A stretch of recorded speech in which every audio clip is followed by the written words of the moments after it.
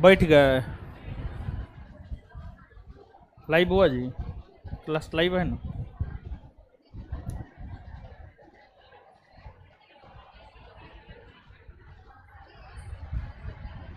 बैठिए न हो। हे, बैठिए तो आप। सीट नहीं है आपको? बैठने ही नहीं दे रही है। काहे जी? बैठने दीजिए।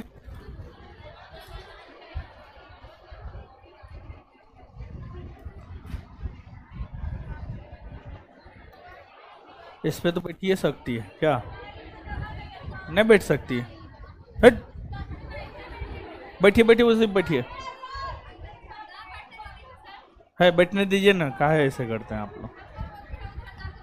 अच्छा बैठिए ना, लास्ट में आए हैं तो उधर जाके बैठिएगा ना। थोड़ा थोड़ा खिसक जाइए ना, थोड़ा थोड़ा खिसक जाइए।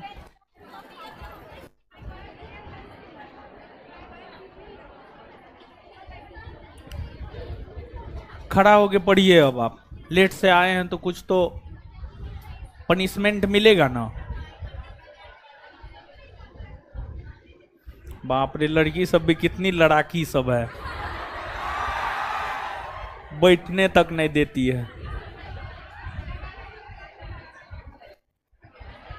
देखिए कितना रिक्वेस्ट कर रही है बेचारी, जगह दे दीजिए। हाँ। चलिए, हाँ आइए ना, वहां बैठिए ना। आ जाइए। है, अब हल्ला बंद कीजिए, अब बहुत आप लोग बतियाते हैं। अब मुंह बंद कीजिए। अब सुनिए हमको थोड़ा सा। आ, और सब बताइए, और सब बढ़िया है? कल क्लास नहीं हुआ था, पता है ना? और ऑनलाइन वाले लोगों के साथ परसों धोखा हो गया।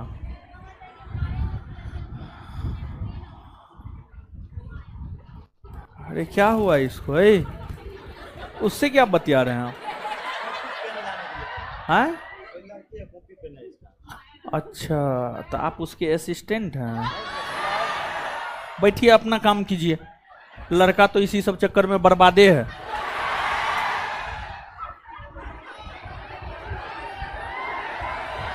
कॉपी पेन ला करके देगा। अपना कॉपी पेन आप अपना लेकर के आया कीजिए। ठीक है, नहीं नहीं वो सब कुछ नहीं। हाँ ठीक है, बैठिए आराम से।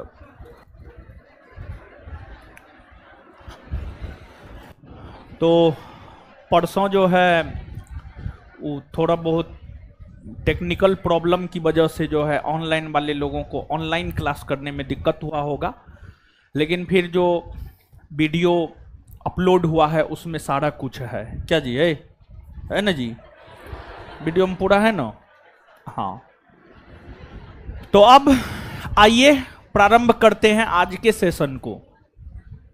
और कल जो क्लास नहीं हुआ था वो हम आपको पहले से सूचना नहीं दिए हुए थे, और इसी वजह से हम बोले हैं कि संस्थान के टेलीग्राम चैनल को आप ज्वाइन करके रखिए, क्योंकि सभी प्रकार की सूचना क्लास से संबंधित सभी प्रकार की सूचना संस्थान के टेलीग्राम चैनल के माध्यम से जो है आपको दिया जाता है कि परसों यानी सोमवार को रात में क्लास लेने के बाद जो है बोला नहीं जा रहा था। कल पूरी तरीका से 100% जो है रेस्ट पे रहे हैं। यानी कभी कभी होता है बहुत ज़्यादा बोलने की वजह से जो है होता है ना, यानी मुंह से जो प्रॉपर वे में आवाज़ निकलना चाहिए वो नहीं निकलने लगता है। ऐसा नहीं है कि कोई बीमारी है, ये ज़्यादा बोलने की वजह से कभी कभी इतना ज़्यादा बोल देते हैं कि फिर आगे जो है निकलता ही नहीं है मुंह से आवाज़। तो ये कोई बीमारी नहीं है, सामान्य तौर पर देखते हैं कभी कभी ज़्यादा हरासमेंट और ज़्यादा बोल लेने की वजह से जो है ऐसा होता है। तो वही परसों के टेस्ट डिस्कशन में भी मुंह से उतना ज़्यादा आवाज़ नहीं आ रहा था, तो इसी वजह से कल का पूरा क्लास जो है छोड़ दिए। कल एक भी क्लास नहीं लिए हैं, सुबह से लेकर शाम तक कोई भी क्लास नहीं लिए हैं। वही मुंह से आवाज़ ही नहीं आ रहा था, और कोई खास वजह नहीं था। आइए अब हम लोग पढ़ते हैं। संभवतः हमारे ख्याल से सामाजिक धार्मिक सुधार आंदोलन चल रहा है, यही चल रहा है, सामाजिक धार्मिक सुधार आंदोलन।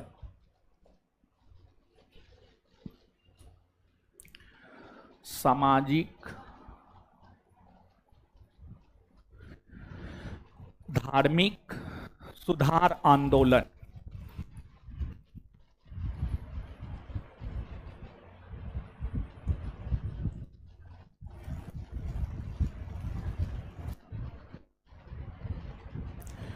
चलिए समझिए, अब हल्ला नहीं कीजिएगा। अब जो है ना बिना नोटे का पढ़िए, बाद में नोट देख लीजिएगा अपना, ठीक है। देखिए, आधुनिक काल में जो सामाजिक धार्मिक सुधार आंदोलन है उसकी शुरुआत आप सब लोग जानते हैं बंगाल प्रेसिडेंसी से हुई है, और बंगाल प्रेसिडेंसी से उसकी शुरुआत करने का श्रेय राजा राम मोहन राय को जाता है। पिछले सेशन में हम लोग राजा राम मोहन राय के विषय में ही विस्तार पूर्वक देखे थे, जाने थे, और साथ ही साथ हम आपको याद भी करवा दिए थे। इसके अलावे पिछले सेशन में एक हम लोग बाल विवाह प्रथा के विषय में भी जाने थे, और बाल विवाह प्रथा यानी कम उम्र में विवाह का होना, बाल विवाह प्रथा को प्रतिबंधित करने को लेकर ब्रिटिशों के द्वारा 3 अधिनियम पारित किए गए थे, जिसमें नेटिव मैरिज एक्ट 1872, सम्मति आयु अधिनियम 1891 और शारदा अधिनियम 1929 जो लागू हुआ 1930 में। तो इन सभी के विषय में हम लोगों ने देखा था पिछले सेशन में। अब 4 से 5 प्रश्न हम आपसे पूछ रहे हैं, आप सम्मिलित रूप से ही जवाब दीजिए, फिर हम लोग बढ़ जाएंगे आगे। बताइएगा, जो सम्मति आयु अधिनियम 1891 है, सम्मति आयु अधिनियम 1891 का विरोध किसने किया था? बाल गंगाधर तिलक ने किया था। इसके बाद आगे बताइएगा, किस अधिनियम ने अंतरजातीय विवाह को बढ़ावा देने का प्रयास किया? Native marriage act, native marriage act. इसके बाद आगे बताएंगे आप हमको, ब्रह्म समाज में पहली बार विभाजन कब हुआ था? 1866 में हुआ था। इसके बाद आगे बताएंगे, जो संवाद कौमुदी है वह किसकी रचना है? राजा राम मोहन राय। इसके बाद एक और बात बता देंगे, ब्रह्म समाज की स्थापना कब हुई है? 1828 ना।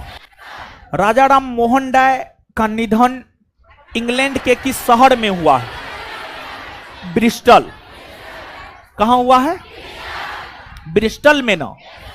चलिए ठीक है, तो आप लोग जवाब दे रहे हैं, मतलब ये पिछले सेशन में जो बात हम आपको पढ़ाए थे वो चीज हम आपको रिवाइज करवा दिए कि पिछले सेशन के चीजों को आप स्मरण करके जो है आज के सेशन को इंटरकनेक्ट कर सके, आज के सेशन से जुड़ सके आप। देखिए, जैसे सामाजिक धार्मिक सुधार आंदोलन में राजा राम मोहन राय का अपना एक अहम योगदान रहा है, उसी प्रकार से भारतीय समाज में जो हिंदू धर्म है, हिंदू धर्म और हिंदू संस्कृति में सुधार लाने को लेकर अथक प्रयास स्वामी दयानंद सरस्वती के द्वारा किए गए, और स्वामी दयानंद सरस्वती ने ये तमाम प्रकार के प्रयास आर्य समाज नामक संगठन के माध्यम से किया। तो अभी के सेशन में जो सबसे पहले हम लोग चर्चा करने जा रहे हैं, अभी के सेशन में सबसे पहले हम लोग आर्य समाज के विषय में चर्चा करेंगे, और आर्य समाज के साथ साथ स्वामी दयानंद सरस्वती की भी चर्चा करेंगे। तो आज के सेशन का हमारा टॉपिक है आर्य समाज और स्वामी दयानंद सरस्वती। सबसे पहले आर्य समाज स्वामी दयानंद सरस्वती को पढ़ लेते हैं, फिर इसके बाद हम लोग आगे बढ़ेंगे।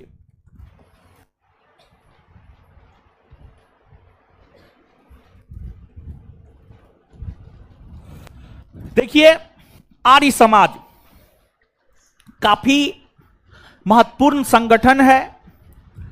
आर्य समाज की स्थापना मुंबई में आर्य समाज की स्थापना 1875 ईस्वी में हुई है और इसकी स्थापना स्वामी दयानंद सरस्वती के द्वारा किया गया है।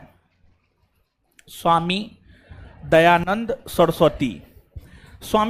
सरस्वती के द्वारा आर्य समाज की स्थापना की गई है। और जो आर्य समाज है इसका मुख्यालय स्वामी दयानंद सरस्वती ने 1877 ईस्वी में लाहौर को बनाया। लाहौर को इसका मुख्यालय बनाया, तो इस संगठन का मुख्यालय आपको लाहौर ही हुआ करता था। लाहौर ही इस संगठन का जो है आपको मुख्यालय हुआ करता था। आर्य समाज की स्थापना तो मुंबई में हुई। मुंबई मतलब महाराष्ट्र में, महाराष्ट्र यहां है, समझ गए, महाराष्ट्र मुंबई यहां है और लाहौर पाकिस्तान में है आपको। तो आर्य समाज की स्थापना मुंबई में हुई, अर्थात भारत में हुई वर्तमान संदर्भ में, और इसका मुख्यालय पाकिस्तान के लाहौर शहर को जो है बनाया गया था। अब देखिएगा आप, आर्य समाज के संस्थापक स्वामी दयानंद सरस्वती के विषय में चीजों को आप जानिए। स्वामी दयानंद सरस्वती के बचपन का नाम था मूल शंकर। इनके बचपन का नाम था मूल शंकर।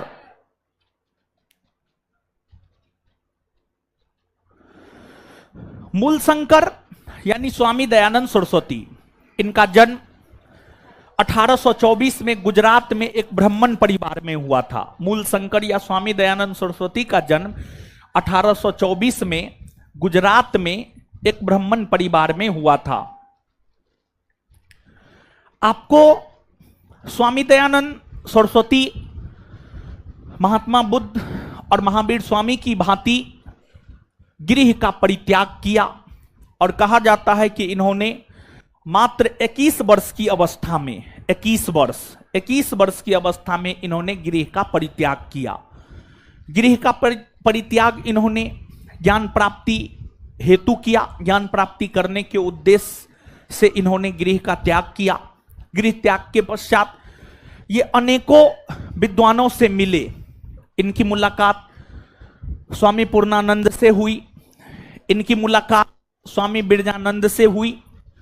इन्होंने, स्वामी दयानंद सरस्वती ने स्वामी पूर्णानंद से भी शिक्षा ग्रहण किया। स्वामी दयानंद सरस्वती ने स्वामी बिरजानंद से भी शिक्षा ग्रहण किया। मतलब स्वामी पूर्णानंद हो गए, स्वामी बिरजानंद हो गए, ये सभी इनके गुरु हुआ करते थे। इनके गुरुओं में ही जो स्वामी पूर्णानंद थे, स्वामी पूर्णानंद ने ही इन्हें स्वामी दयानंद सरस्वती का नाम दिया है। जो मूल शंकर है, मूल शंकर को जो स्वामी दयानंद सरस्वती नाम दिया गया है, वह आपको स्वामी पूर्णानंद के द्वारा ही जो है मूल शंकर को स्वामी दयानंद सरस्वती का नाम दिया गया है। वही परीक्षा में पूछे गए प्रश्नों के अकॉर्डिंग अगर देखा जाए तो स्वामी दयानंद सरस्वती का गुरु स्वामी बिरजानंद को बतलाया गया है, लेकिन ऐसा नहीं है कि उन्होंने सिर्फ स्वामी बिरजानंद से ही शिक्षा ग्रहण किया है। नहीं, स्वामी बिरजानंद से शिक्षा ग्रहण किया है, इसमें कोई शक नहीं है। स्वामी बिरजानंद के साथ साथ इन्होंने स्वामी पूर्णानंद से भी शिक्षा ग्रहण किया था, तो दोनों इनके गुरु हुआ करते थे। अब इनका यानी स्वामी दयानंद सरस्वती जब ज्ञान प्राप्त किए, ज्ञान प्राप्त करने के बाद इन्होंने जब अपनी विचारधारा को प्रचारित और प्रसारित करने का काम करना शुरू किया, तो इन्होंने अपना आधार स्तंभ बनाया वेद को।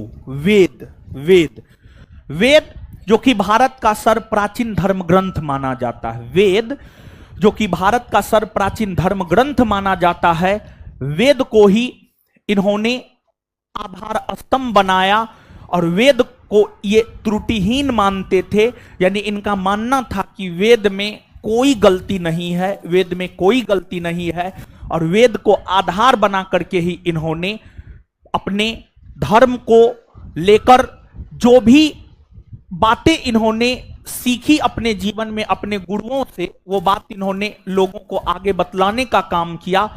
और देखिए, इनका स्वामी दयानंद सरस्वती की अगर हम लोग बात करें तो इनका जो मुख्य फोकस था वह हिंदू समाज और हिंदू धर्म था। इनका मुख्य फोकस था हिंदू समाज और हिंदू धर्म।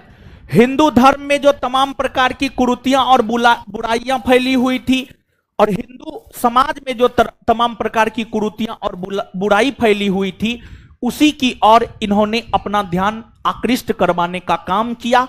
यही वजह है कि इन्हें इतिहास में हिंदू लूथर भी कहा जाता है। इन्हें इतिहास में हिंदू लूथर भी कहा जाता है।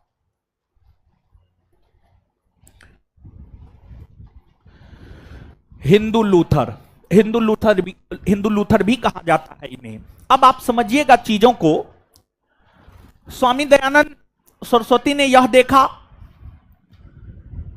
कि जो स्त्रियां हैं, जो महिलाएं हैं, और जो शूद्र जाति के लोग हैं, मतलब निम्न जाति के लोग हैं या दलित जाति के लोग हैं, उन्हें वेद पढ़ने की अनुमति नहीं है। वेद पढ़ने की अनुमति नहीं है, ना स्त्री को और ना निम्न जाति के लोगों को वेद पढ़ने की अनुमति थी। दूसरी बात, स्त्री और निम्न जाति के लोगों को शिक्षा भी ग्रहण करने का अधिकार नहीं था।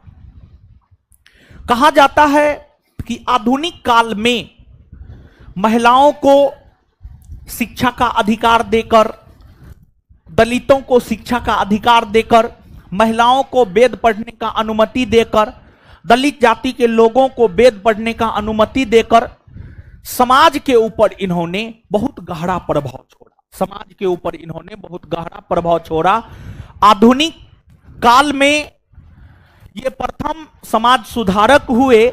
आधुनिक काल में ये प्रथम समाज सुधारक हुए जिन्होंने महिलाओं को, दलित जाति के लोगों को वेद पढ़ने की अनुमति दिया। इतना ही नहीं बल्कि ये स्वराज्य पर काफी ज्यादा बल दिया करते थे। स्वराज्य पर ये काफी ज्यादा बल दिया करते थे। स्वामी दयानंद सरस्वती स्वराज्य पर काफी ज्यादा बल दिया करते थे, और इन्होंने ही आधुनिक काल में पहली बार स्वराज शब्द का प्रयोग किया है। और इन्होंने जिस स्वराज शब्द का प्रयोग किया था, उसी स्वराज्य को आगे बाल गंगाधर तिलक, लाला लाजपत राय जैसे राजनेताओं ने आगे बढ़ाया, और आगे चल करके भारतीय राष्ट्रीय कांग्रेस का लक्ष्य ही बन गया था भारत को पूर्ण स्वराज दिलाना है, भारत को पूरी की पूरी आजादी दिलानी है। तो आप चीजों को समझिएगा कि ये स्वराज्य के ऊपर काफी ज्यादा बल दिया करते थे। स्वराज्य के ऊपर काफी ज्यादा बल दिया करते थे, और ये स्वशासन की बात किया करते थे। यानी इनका यह मानना था कि अगर भारत देश है तो भारत में भारतीयों का शासन होना चाहिए, भारत में भारत के लोगों का शासन होना चाहिए, भारत में भारत के लोगों का शासन होना चाहिए। और इनका मानना था बुरा से बुरा देशी शासन अच्छे से अच्छे विदेशी शासन से अच्छा है या बेहतर है। यानी इनकी जो नीतियां थी, इनकी जो विचारधाराएं थी, वह स्वराज्य या स्वशासन के ऊपर जो है आपको आधारित थी। और स्वराज्य या स्वशासन की बात लगातार आर्य समाज के जरिए स्वामी दयानंद सरस्वती कर रहे थे। यही वजह है कि आर्य समाज को भारतीय अशांति का जन्मदाता कहकर भी पुकारा गया है। और देखिए, एक ब्रिटिश विद्वान हुआ करता था वेलेंटाइन सिरोल। वेलेंटाइन सिरोल नामक विद्वान ने आर्य समाज को भी भारतीय अशांति का जनक या जन्मदाता कहा है, और बाल गंगाधर तिलक को भी भारतीय अशांति का जन्मदाता या जनक कहा है। समझ गए? तो ये चीज है। और इन लोगों को या इन संस्थाओं को वेलेंटाइन सिरोल क्यों भारतीय अशांति का जनक कह रहा था? इसलिए भारतीय अशांति का जनक कह रहा था क्योंकि ये लोग स्वराज स्वशासन के ऊपर बल दिया करते थे, और इन लोगों का मानना था कि नहीं, भारत है तो भारत में भारतीयों का शासन ही होना चाहिए, विदेशियों का शासन नहीं होना चाहिए। इसके अलावे इन्होंने ही वेदों की ओर लौटो नारा दिया, वेदों की ओर लौटो नारा दिया। इन्होंने ही भारत भारतीयों के लिए नारा दिया। ये तमाम प्रकार के नारे स्वामी दयानंद सरस्वती के द्वारा ही जो है आपको दिए गए थे। स्वामी दयानंद सरस्वती के द्वारा ही ये तमाम प्रकार के नारे दिए गए थे। और अपनी विचारधारा को प्रचारित और प्रसारित करने के लिए इन्होंने सत्यार्थ प्रकाश नामक पुस्तक की रचना की थी। इनकी कई सारी पत्र पत्रिकाएं हैं। वेद भाष्य हो गया, वेद भाष्य भूमिका हो गया, सत्यार्थ प्रकाश हो गया। लेकिन स्वामी दयानंद सरस्वती की सभी प्रमुख रचनाओं में जो सबसे प्रमुख रचना है वह है आपको सत्यार्थ प्रकाश। सत्यार्थ प्रकाश इनकी सबसे प्रसिद्ध रचनाओं में से जो है आपको एक है। अब स्वामी दयानंद सरस्वती वेद को आधार बनाए, नारा दिए वेदों की ओर लौटो। और जब आप वेद को पढ़ेंगे, थोड़ा बहुत भी वेद को पढ़ेंगे, तो जो वेद है वेद वैदिक काल के विषय में जानकारी देता है। और वैदिक काल के विषय में जब आप पढ़ेंगे तो आपको यह पता चलेगा कि वैदिक काल में गाय को सबसे पवित्र पशु माना जाता था, गाय को सबसे पवित्र पशु माना जाता था। और वैदिक काल में आप यह पढ़ेंगे कि अगर कोई व्यक्ति एक मानव की हत्या कर देता था तो उसे क्षमा दिया जा सकता था। वह राजा को 100 गाय देकर के क्षमा प्राप्त कर सकता था। लेकिन अगर कोई व्यक्ति किसी एक गाय की हत्या कर देता था तो उसे फांसी की सजा दी जाती थी या उसे देश से बाहर निकाल दिया जाता था। वैदिक काल में गाय का इतना अधिक महत्व था। तो स्वामी दयानंद सरस्वती ने वेद को आधार बनाया। तो जब वे वेद को आधार बनाए तो गाय की रक्षा को लेकर के स्वामी दयानंद सरस्वती ने गौरक्षा समिति का गठन किया, गौरक्षा समिति का गठन किया। और वेद की अगर आप बात करेंगे तो वेद हिंदू धर्म और हिंदू संस्कृति की बात करता है। तो वेद को इन्होंने आधार बनाया, जिस वजह से इन्हें लगने लगा था कि सभी लोग पहले हिंदू ही थे, बाद में जाकर ये अलग अलग संप्रदाय को मानने का काम किया। तो इनका मानना था कि वैसे हिंदू जो किसी भी कारणवश किसी भी दूसरे धर्म को अपना लिए हैं, वे फिर से अगर हिंदू बनना चाहते हैं तो उनके लिए हम एक शुद्धि आंदोलन चला रहे हैं। शुद्धि आंदोलन में पार्टिसिपेट करके, शुद्धि आंदोलन में भाग लेकर के शुद्ध होकर के हिंदू फिर से हिंदू बन सकता है। तो गौरक्षा आंदोलन हो गए, शुद्धि आंदोलन हो गए। ये सब स्वामी दयानंद सरस्वती के द्वारा ही चलाए गए थे। स्वामी दयानंद सरस्वती के द्वारा ही जो है आपको चलाए गए थे। और स्वामी दयानंद सरस्वती के पूरे फोकस को अगर आप देखेंगे तो उनका पूरा का पूरा फोकस रहा था हिंदू धर्म और हिंदू संस्कृति और हिंदू समाज और वेद, समझ गए, वेद। ये सब उनका जो है मूल आधार रहा था। बाद में जाकर राजस्थान के अजमेर में 1883 ईस्वी में, राजस्थान के अजमेर में 1883 ईस्वी में स्वामी दयानंद सरस्वती का निधन हो गया। स्वामी दयानंद सरस्वती के निधन होने के बाद उनका जो स्वराज्य था, उनकी जो शिक्षाएं थी, उनकी शिक्षाओं को आगे बढ़ाने का काम बाल गंगाधर तिलक और लाला लाजपत राय जैसे नेताओं ने किया था। बाल गंगाधर तिलक और लाला लाजपत राय जैसे नेताओं ने जो है उनकी विचारधारा को आगे बढ़ाने का काम किया था। और बाद में जाकर स्वामी दयानंद सरस्वती के ही एक सहयोगी थे लाला हंसराज, एक सहयोगी थे स्वामी श्रद्धानंद। तो लाला हंसराज ने 1886 में लाहौर में दयानंद एंग्लो वैदिक कॉलेज की स्थापना किया। और स्वामी श्रद्धानंद ने 1902 ईस्वी में उत्तराखंड के हरिद्वार में गुरुकुल कांगड़ी विश्वविद्यालय का गठन किया, गुरुकुल कांगड़ी विश्वविद्यालय का गठन किया। देखिए, समाज के लोगों को जागरूक करना अच्छी बात है, लेकिन जागरूक करने के साथ साथ जो है उन्हें शिक्षित करना भी बहुत ज्यादा जरूरी है। जागरूकता तो फैलाई ही जाए, जागरूकता फैलाने के साथ साथ उन्हें शिक्षा भी मिल सके। इसको लेकर जो है भारत के तमाम जितने भी समाज सुधारक हुए, सभी के अनुयायियों ने या समाज सुधारकों ने, क्या हुआ जी,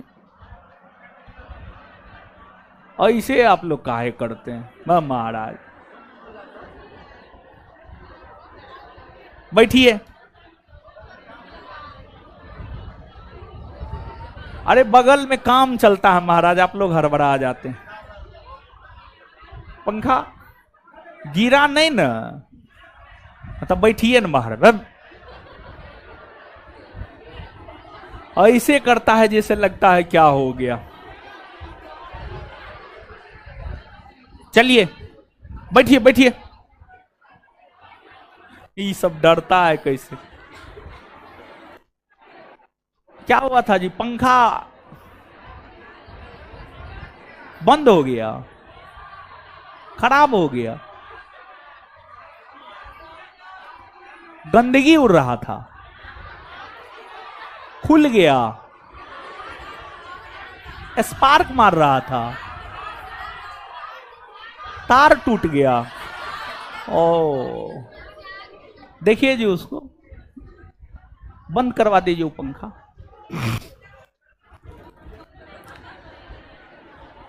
चलिए ऐसे मत, इतना मत डरिए महाराज।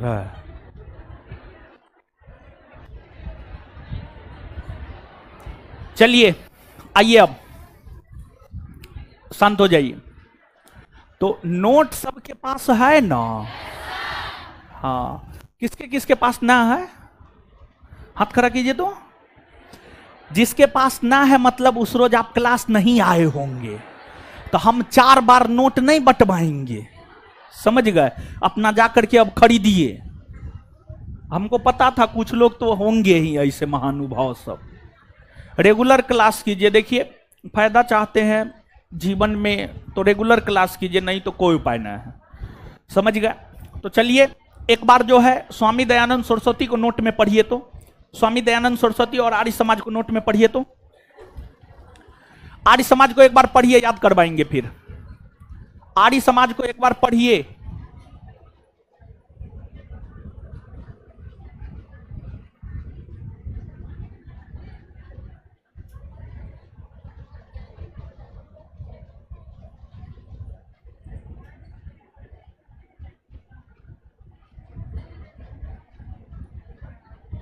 पढ़िए एक बार आर्य समाज को पूरा।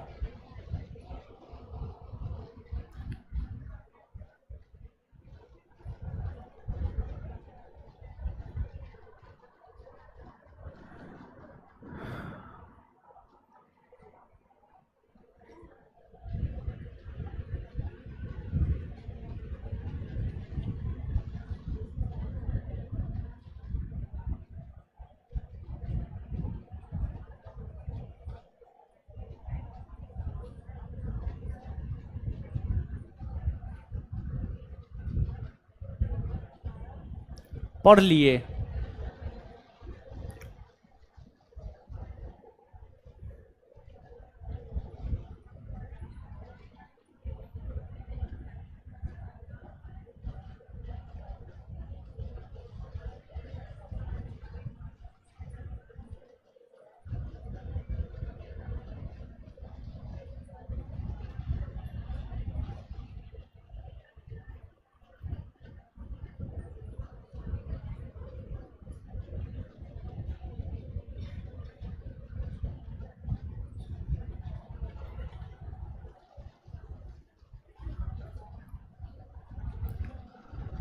पढ़ लिए जी।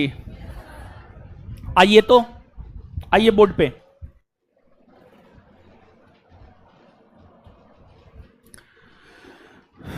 आर्य समाज की स्थापना कब हुई? 1800।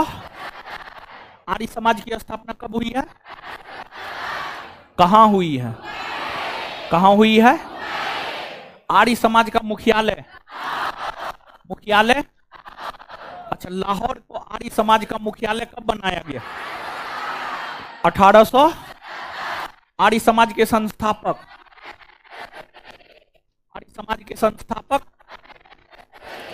स्वामी दयानंद सरस्वती का मूल नाम, मूल नाम, मूल शंकर को स्वामी दयानंद सरस्वती नाम किसने दिया? किसने दिया है? किसने दिया है? मूल शंकर अर्थात स्वामी दयानंद सरस्वती का जन्म कब हुआ? कब हुआ है? हिंदू लूथर किसे कहा जाता? हिंदू लूथर किसे कहा जाता? स्वामी दयानंद स्वामी दयानंद सरस्वती ने धर्म प्रचार का आधार स्तंभ किसे बनाया? वेद। किसे बनाया? किसे बनाया? वेदों की और लोटो नारा किसने दिया?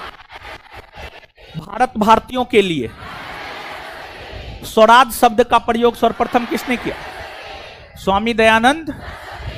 किनका मानना था कि बुरा से बुरा देशी शासन अच्छे विदेशी शासन से बेहतर है?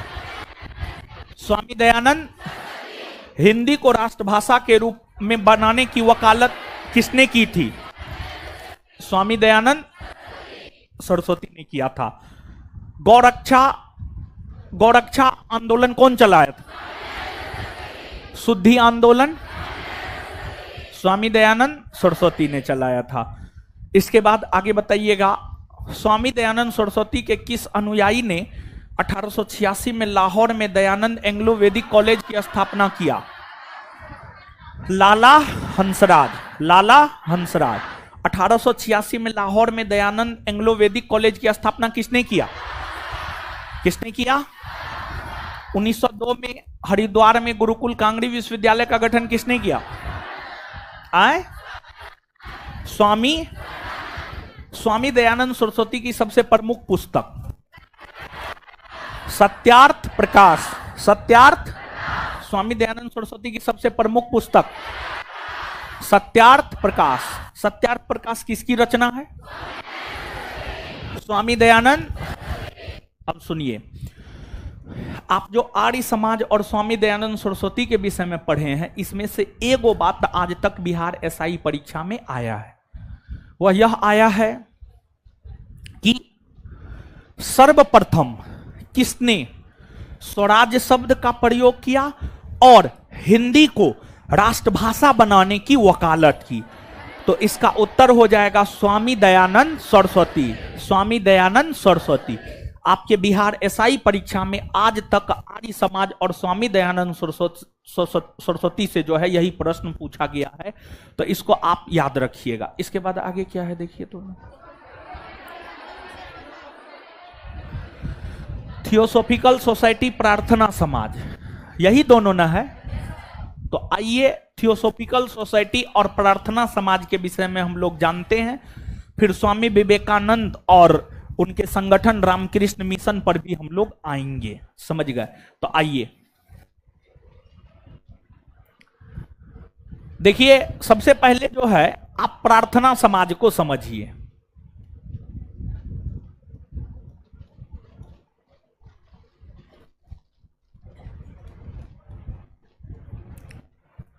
प्रार्थना समाज।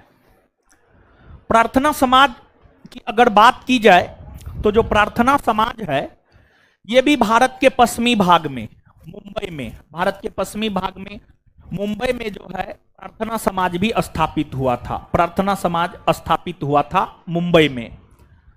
तो प्रार्थना समाज पश्चिमी भारत में महाराष्ट्र के क्षेत्र में वर्ष 1867 ईस्वी में स्थापित हुआ था। इसका संस्थापक आत्माराम पांडुरंग को माना जाता है। आत्माराम पांडुरंग। आत्माराम पांडुरंग ने प्रार्थना समाज की स्थापना किया। प्रार्थना समाज की स्थापना भले आत्माराम पांडुरंग ने किया हो, लेकिन वे केशव चंद्र सेन से प्रेरित होकर प्रार्थना समाज को स्थापित किए। तो जो आत्माराम पांडुरंग है ये आपको केशव चंद्र सेन से प्रेरित होकर के प्रार्थना समाज की स्थापना किए। लेकिन प्रार्थना समाज को महाराष्ट्र के क्षेत्र में लोकप्रिय बनाया था महादेव गोविंद रानाडे ने, एमजी रानाडे ने। प्रार्थना समाज को महाराष्ट्र के क्षेत्र में लोकप्रिय बनाया था एमजी रानाडे ने। एमजी रानाडे ने जो है आपको लोकप्रिय बनाया था। अब देखिए यहां पर समझिएगा, प्रार्थना समाज का काम क्या था। प्रार्थना समाज का वही काम था जो काम ब्रह्म समाज का था। प्रार्थना समाज का वही काम था जो काम ब्रह्म समाज का था। तो अब सवाल ये उठता है, ब्रह्म समाज का काम क्या था? तो ब्रह्म समाज के काम से हम आपको अवगत करवा चुके हैं। हिंदू समाज में तमाम प्रकार की जो कुरीतियां फैली हुई थी, चाहे बाल विवाह प्रथा हो, चाहे हिंदू धर्म की विधवा महिलाओं को फिर से विवाह करने का अधिकार ना हो, इन चीजों को लेकर ही ब्रह्म समाज अपने आवाज को बुलंद कर रहा था। और ब्रह्म समाज की अगर आप बात करेंगे तो आपको मालूम होना चाहिए कि ब्रह्म समाज पूर्वी भारत में बंगाल प्रेसिडेंसी में जो है आपको ब्रह्म समाज स्थापित किया गया था। बंगाल प्रेसिडेंसी पूर्वी भारत में है, तो पूर्वी भारत में जो काम ब्रह्म समाज कर रहा था ना, हिंदू समाज में जो तमाम प्रकार की बुराइयां या कुरीतियां फैली हुई थी उसको दूर करने का काम जो ब्रह्म समाज कर रहा था, वही ब्रह्म समाज की नीतियों को ही आगे बढ़ाने का काम पश्चिमी भारत में, महाराष्ट्र के क्षेत्र में, गुजरात के क्षेत्र में, राजस्थान के क्षेत्र में जो है आपको प्रार्थना समाज कर रहा था। और देखिए केशव चंद्र सेन ब्रह्म समाज से नहीं जुड़े हुए थे, एकदम से जुड़े हुए थे। केशव चंद्र सेन को ब्रह्म समाज में शामिल देवेंद्रनाथ ठाकुर ने करवाया था। तो केशव चंद्र सेन यह चाह रहे थे कि बंगाल प्रेसिडेंसी के क्षेत्र में जब हिंदू समाज में सुधार हो रही है तो पश्चिमी भारत में भी हिंदू समाज में सुधार होनी चाहिए, अर्थात महाराष्ट्र के क्षेत्र में भी हिंदू समाज में सुधार होनी चाहिए, महाराष्ट्र के क्षेत्र में भी हिंदू समाज में सुधार होनी चाहिए। तो पश्चिमी भारत में हिंदू धर्म और हिंदू समाज में सुधार लाने को लेकर ही प्रार्थना समाज की स्थापना की गई है। समझ गए? अब आपके बिहार एसआई परीक्षा की बात अगर हम लोग करें तो बिहार एसआई परीक्षा में प्रार्थना समाज से भी प्रश्न पूछा गया है, और एक तो प्रार्थना समाज का काम पूछा गया है, निम्नलिखित में से कौन प्रार्थना समाज का काम नहीं है। एक प्रश्न यह पूछा गया है, और दूसरा प्रश्न जो है प्रार्थना समाज के संस्थापक कौन है, यह भी प्रश्न जो है आपसे पूछा गया है। तो प्रार्थना समाज से आपके बिहार एसआई परीक्षा के की स्पेशली हम बात करें तो दो प्रश्न पूछे गए हैं। एक प्रश्न प्रार्थना समाज के संस्थापक कौन है, और एक प्रश्न प्रार्थना समाज का काम क्या है, प्रार्थना समाज का काम क्या है। तो दोनों प्रकार की बातें जो है आपको याद रखनी है। क्लियर है? तो अब आइए इसको भी हम लोग कर लेते हैं याद और फिर बढ़ेंगे आगे। प्रार्थना समाज की स्थापना कहां हुई? मुंबई प्रेसिडेंसी में। कहां हुआ है? कहां हुआ है? मुंबई प्रेसिडेंसी में। प्रार्थना समाज की स्थापना कब हुई है? कब हुई है? प्रार्थना समाज के संस्थापक कौन है? प्रार्थना समाज के संस्थापक, अच्छा, आत्माराम पांडुरंग ने किसकी प्रेरणा से प्रार्थना समाज को स्थापित किया? किसकी प्रेरणा से? किसकी प्रेरणा से? महाराष्ट्र के क्षेत्र में प्रार्थना समाज को लोकप्रिय किसने बनाया? किसने बनाया? एमजी रानाडे। और एमजी रानाडे के विषय में कहा जाता है काफी तीव्र बुद्धि के थे, तेज बुद्धि के थे, कुशाग्र बुद्धि के थे, और इसी कारण एमजी रानाडे को महाराष्ट्र का सुकरात भी कहा जाता। महाराष्ट्र का सुकरात भी एमजी रानाडे को कहा जाता है। तो महाराष्ट्र का सुकरात किसे कहा जाता? महाराष्ट्र का सुकरात, महाराष्ट्र का सुकरात एमजी रानाडे। इतना बात क्लियर है? अब देखिएगा, देखिए भारत ऐसा देश रहा है ना, भारत की नीतियां ऐसी रही है, हर समय विश्व के अलग अलग देश के लोग भारत के प्रति अपनी सहानुभूति रखा है। एक बात आप जानिए, ब्रिटेन भारत को गुलाम बनाया और भारत पर शासन किया, तो क्या सभी ब्रिटिशवासी भारत के गुलामी के पक्षधर ही थे? नहीं, कुछ ब्रिटिश ऐसे भी थे जो इस बात के पक्षधर थे कि भारत को आजादी मिलनी चाहिए। कुछ ब्रिटिश ऐसे भी थे जो इस बात के पक्षधर थे कि भारत को आजादी मिलनी चाहिए। तो जब भारत का स्वतंत्रता आंदोलन आगे आप पढ़ेंगे तो भारत में क्रांतिकारियों ने भी देश को आजाद करवाने के लिए आवाज बुलंद किया। और क्रांतिकारियों ने देश के भीतर ही नहीं बल्कि देश के बाहर भी, अमेरिका जैसे देशों में, ब्रिटेन जैसे देशों में, फ्रांस जैसे देशों में, जर्मनी जैसे देशों में, ऑस्ट्रेलिया जैसे देशों में भारत की आजादी के लिए क्रांतिकारियों ने आवाज बुलंद करने का काम किया था। तो अब आप देखिएगा, जब भारत में सामाजिक धार्मिक सुधार आंदोलन की शुरुआत हुई तो हिंदू धर्म में आस्था रखने वाले कुछ विदेशी, हिंदू संस्कृति में आस्था रखने वाले कुछ विदेशी अलग अलग प्रकार की संस्था की स्थापना करके भारत के सामाजिक धार्मिक सुधार आंदोलन में भी भाग लेने का काम किया था। उसी क्रम में एक संगठन का मुख्य तौर पर नाम लिया जाता है, उस संगठन का नाम है theosophical society. Theosophical society Bharat में स्थापित संगठन नहीं है, बल्कि विदेशों में स्थापित संगठन है जो भारत के सामाजिक और धार्मिक सुधार आंदोलन में भाग लेने का काम किया था। तो एक संगठन है आपको थियोसॉफिकल सोसाइटी, थियोसॉफिकल सोसाइटी।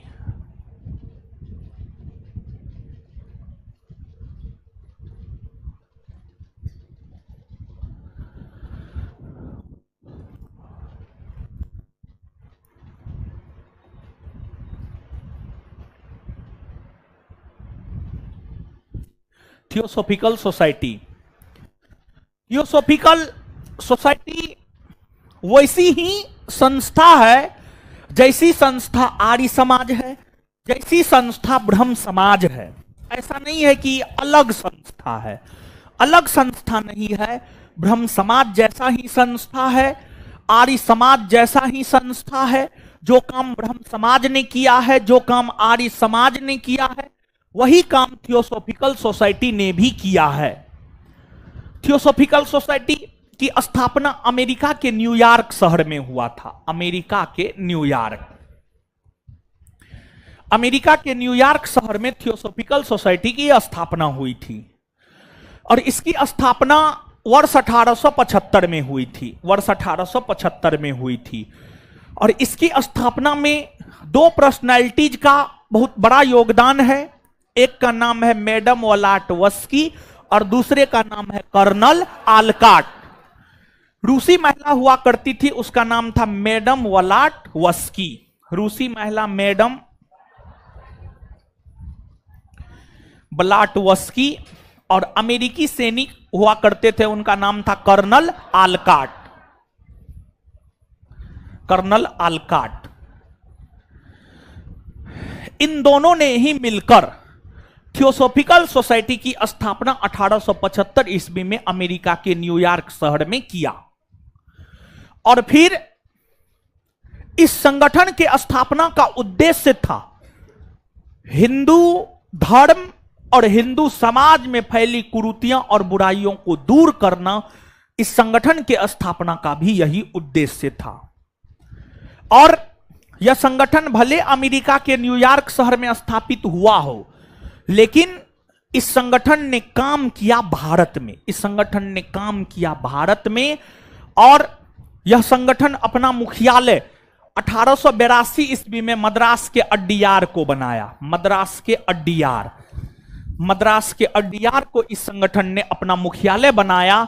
और मद्रास के अड्डियार को मुख्यालय बना करके ही भारत में सामाजिक धार्मिक सुधार आंदोलन में भाग लेने का काम थियोसॉफिकल सोसाइटी ने किया। देखिए, इस संगठन को भारत में लोकप्रिय बनाने का काम श्रीमती एनी बेसेंट ने की है। Shrimati Annie Besant, Shrimati Annie Besant theosophical society की संस्थापिका सदस्य नहीं हुआ करती थी, लेकिन श्रीमती एनी बेसेंट जो कि रहने वाली थी आयरलैंड की, श्रीमती एनी बेसेंट 1889 ईस्वी में थियोसॉफिकल सोसाइटी से जुड़ी। श्रीमती एनी बेसेंट 1889 ईस्वी में थियोसॉफिकल सोसाइटी से जुड़ी और थियोसॉफिकल सोसाइटी को लोकप्रिय बनाने के लिए ही श्रीमती एनी बेसेंट 1893 ईस्वी में भारत आई है। देखिए, वर्ष 1893 की अगर आप बात करेंगे तो वर्ष 1893 भारतीय इतिहास में काफी महत्वपूर्ण वर्ष है। एक परिवर्तन बिंदु के तौर पर वर्ष 1893 को याद किया जाता है। इसके कई सारे वजह है। उसमें एक है श्रीमती एनी बेसेंट का भारत आगमन होना भी है। श्रीमती एनी बेसेंट 1893 में भारत आई और भारत आकर के उन्होंने थियोसॉफिकल सोसाइटी को लोकप्रिय बनाने का काम की और भारतीयों को शिक्षित करने के उद्देश्य से श्रीमती एनी बेसेंट ने 1898 ईस्वी में बनारस में सेंट्रल हिंदू कॉलेज की स्थापना भी की थी। तो थियोसॉफिकल सोसाइटी को लोकप्रिय बनाने वाली जो श्रीमती एनी बेसेंट है, श्रीमती एनी बेसेंट के द्वारा ही 1898 ईस्वी में बनारस में सेंट्रल हिंदू कॉलेज की स्थापना की गई। सेंट्रल हिंदू कॉलेज की स्थापना की गई और यही सेंट्रल हिंदू कॉलेज की अगर हम लोग बात करें तो यही सेंट्रल हिंदू कॉलेज 1916 ईस्वी में बीएचयू के रूप में पुनर्स्थापित हुआ। 1916 ईस्वी में बीएचयू के रूप में पुनर्स्थापित हुआ बनारस हिंदू यूनिवर्सिटी। और बीएचयू का संस्थापक मदन मोहन मालवीय को माना जाता है। और बीएचयू का जब उद्घाटन हो रहा था तो इसमें महात्मा गांधी भी भाग लेने के लिए गए थे और इसमें जो महात्मा गांधी के द्वारा भाषण दिया गया था वह गांधी जी के द्वारा भारत में दिया गया पहला जन भाषण माना जाता है। तो महात्मा गांधी भारत में अपना पहला जन भाषण 1916 ईस्वी में बनारस हिंदू यूनिवर्सिटी के उद्घाटन समारोह के अवसर पर जो है महात्मा गांधी ने दिया था। अब देखिएगा, एनी बेसेंट भारत में थियोसॉफिकल सोसाइटी को तो लोकप्रिय बनाई ही, भारत में भारतीय समाज में हिंदू धर्म में फैली कुरीतियों को तो दूर करने का काम की ही। बाद में जाकर के Shrimati Annie Besant Congress join कर ली और एनी बेसेंट उदारवादी विचारधारा की थी और एनी बेसेंट का यह मानना था कि भारत में स्वराज की स्थापना हो और इसको लेकर के श्रीमती एनी बेसेंट ने जो है होम रूल लीग आंदोलन मद्रास के क्षेत्र में चलाने का काम की। भारत में एनी बेसेंट का जो कर्म भूमि रहा है वह मद्रास का क्षेत्र रहा है और कहा जाता है कि 1916 में सितंबर 1916 में मद्रास के क्षेत्र में जो श्रीमती एनी बेसेंट ने होम रूल लीग आंदोलन चलाई, इस वजह से वो काफी लोकप्रिय हुई और उनकी लोकप्रियता के वजह से ही कांग्रेस ने 1917 के अपने कोलकाता के वार्षिक अधिवेशन में अध्यक्ष श्रीमती एनी बेसेंट को बनाया। श्रीमती एनी बेसेंट कांग्रेस के 1917 के कलकत्ता अधिवेशन की अध्यक्षता की और एनी बेसेंट कांग्रेस की अध्यक्ष बनने वाली प्रथम महिला हुई। कांग्रेस की स्थापना से लेकर आजादी तक मात्र 3 महिलाओं ने कांग्रेस अधिवेशन की अध्यक्षता की थी, जिसमें एनी बेसेंट, सरोजिनी नायडू और श्रीमती नलिनी सेन गुप्ता, जिसमें प्रथम महिला श्रीमती एनी बेसेंट ही बनी। फिर आपको एनी बेसेंट गांधी जी के द्वारा 1920 में जो असहयोग आंदोलन चलाए गए थे, उस असहयोग आंदोलन से एनी बेसेंट खुश नहीं थी। असहयोग आंदोलन चलाने के पक्ष में श्रीमती एनी बेसेंट नहीं थी, जिस वजह से श्रीमती एनी बेसेंट ने कांग्रेस से त्यागपत्र दे दी या कांग्रेस छोड़ दी। और जैसे ही कांग्रेस छोड़ दी फिर एनी बेसेंट का महत्व कम हो गया, लेकिन फिर भी जब तक वो भारत में रही तब तक भारत की आजादी के लिए आवाज बुलंद करती रही। एनी बेसेंट भले ही भारत की रहने वाली नहीं थी, वो रहने वाली थी आयरलैंड की, लेकिन भारत की आजादी में उनका भी योगदान रहा है। भारत के स्वतंत्रता आंदोलन के पक्षधर श्रीमती एनी बेसेंट भी हुआ करती थी। समझ गए? तो ये बात भी आपको याद रखना है। अब आइए इतना करते हैं याद, फिर बढ़ेंगे आगे। ठीक है,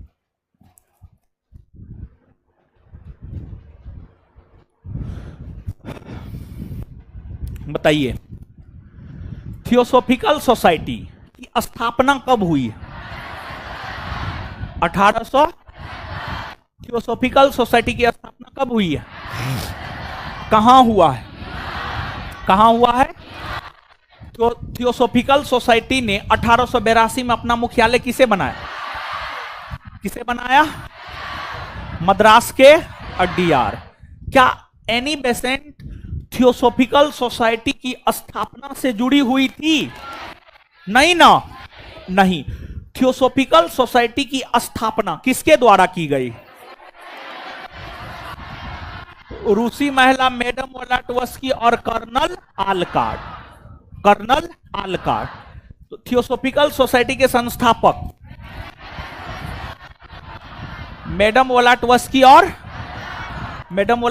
और भारत में थियोसॉफिकल सोसाइटी को लोकप्रिय कौन बनाई है? भारत में थियोसॉफिकल सोसाइटी को लोकप्रिय कौन बनाई? एनी बेसेंट ने बनारस में सेंट्रल हिंदू कॉलेज की स्थापना कब की है? 1898 में बनारस में सेंट्रल हिंदू कॉलेज की स्थापना किसने की है? सेंट्रल हिंदू कॉलेज ही बाद में जाकर किस रूप में प्रसिद्ध हुआ? किस रूप में? बीएचयू की स्थापना कब हुई मानी जाती? बीएचयू की स्थापना, बीएचयू के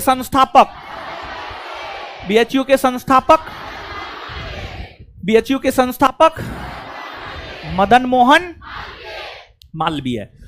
इसके बाद आगे बतलाइएगा कि कांग्रेस की प्रथम महिला अध्यक्ष एनी बेसेंट। कांग्रेस की प्रथम महिला अध्यक्ष एनी बेसेंट। ठीक है।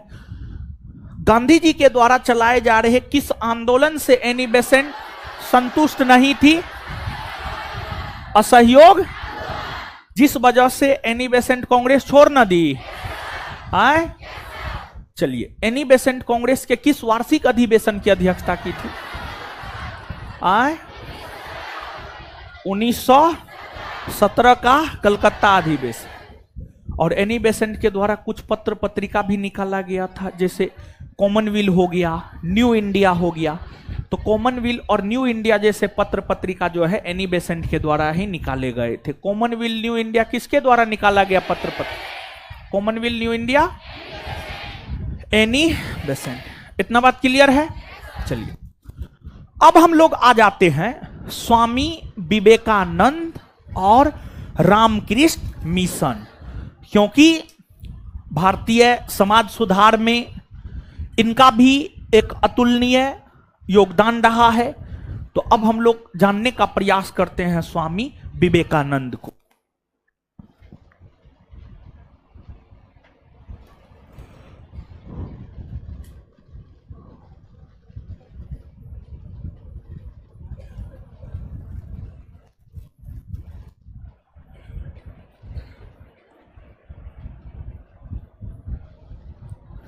आइएगा गुरुजी लोग, आइएगा। स्वामी विवेकानंद, देखिए स्वामी विवेकानंद की जो लोकप्रियता है वह 1893 के अमेरिका के शिकागो में दिए गए भाषण से है। लेकिन ऐसा नहीं है कि उनके जीवन में सिर्फ उतना ही कुछ है, बहुत कुछ है स्वामी विवेकानंद जी के जीवन में। तो स्वामी विवेकानंद जी के विषय में यहां पर चीजों को हम लोग समझते हैं, और स्वामी विवेकानंद से हम सभी लोगों को बहुत ही अधिक सीखने की जरूरत है। आप स्वामी विवेकानंद से जितना भी सीख सकते हैं सीख लीजिए, फिर भी खत्म होने वाले नहीं है। बहुत बड़े ज्ञानी थे, बहुत बड़े दूरदर्शी थे स्वामी विवेकानंद। इनका जन्म बंगाल प्रेसिडेंसी में इनका जन्म हुआ था। बंगाल प्रेसिडेंसी में इनका जन्म 12 जनवरी 1863 को हुआ था। 12 जनवरी 1863 को इनका जन्म हुआ था। युवाओं के लिए प्रेरणा स्रोत माने जाते हैं। इन्हीं का एक स्टेटमेंट है, उठो जागो तब तक मत रुको जब तक कि लक्ष्य की प्राप्ति ना हो जाए। इसको तो हम लोग कह लेते हैं, रूम में साट भी लेते हैं, फोटो रहता है उसके नीचे लिखा रहता है। लेकिन जैसे एगो परीक्षा दिए, पीटीओ नहीं निकला, फिर सब ज्ञान चला जाता है गंगा घाट में, समझ गए। अरे सफलता असफलता लगा रहता है महाराज, सब एक के बार में सफल हो जाए पॉसिबल है? नहीं है। देखिए हम आपको पहला क्लास में भी बोले थे, बीच में भी बोलेंगे और लास्ट में भी बोलेंगे। आप सफल होते हैं तो उसमें भी सबसे बड़ा कारण आप स्वयं हैं, और अगर आप असफल भी होते हैं तो उसमें भी सबसे बड़ा कारण आप स्वयं हैं। तो सब चीज डिपेंडेंट है आप पे। आप जैसा सोचते हैं, आप जैसा करते हैं, आप जैसा वातावरण में रहते हैं, वैसा ही सब कुछ आपके साथ होता है।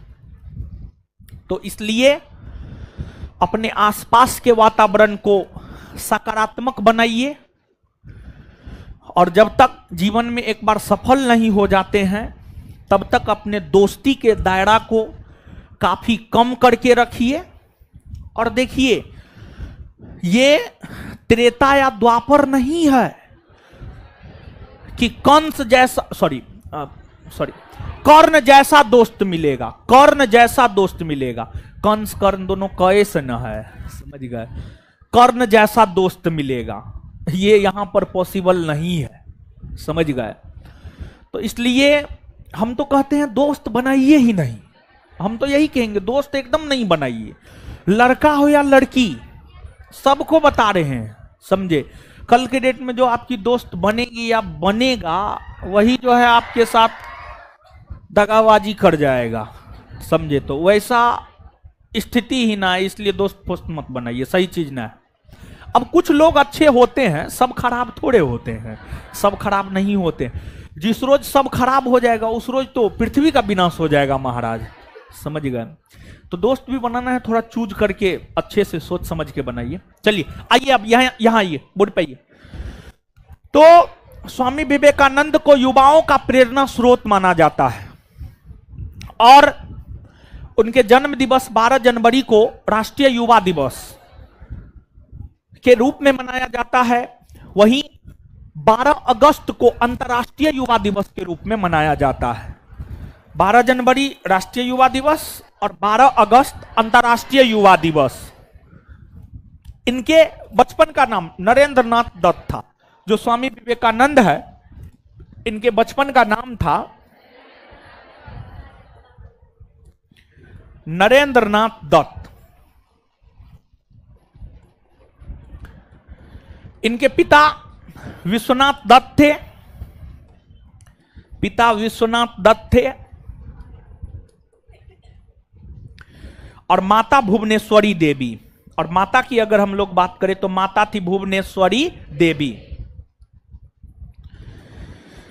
माता भुवनेश्वरी देवी। इनके पिता विश्वनाथ दत्त और माता भुवनेश्वरी देवी। देखिए स्वामी विवेकानंद अपनी माता के वजह से धर्म के प्रति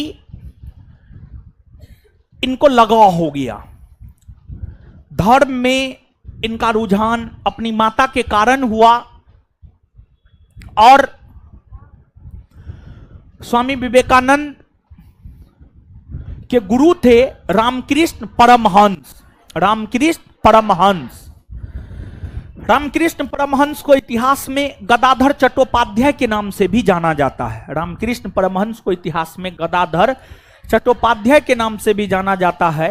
और रामकृष्ण परमहंस के विषय में कहा जाता है कि वे बंगाल प्रेसिडेंसी के अंतर्गत कोलकाता में दक्षिणेश्वर काली मंदिर के पुजारी थे।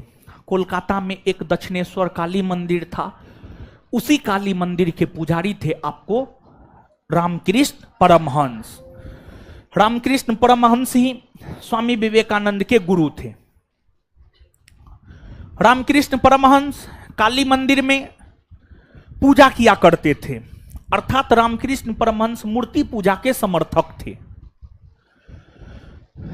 अब जब स्वामी विवेकानंद के गुरु रामकृष्ण परमहंस मूर्ति पूजा के समर्थक थे, तो स्वाभाविक सी बात है कि स्वामी विवेकानंद भी मूर्ति पूजा के समर्थक रहे होंगे।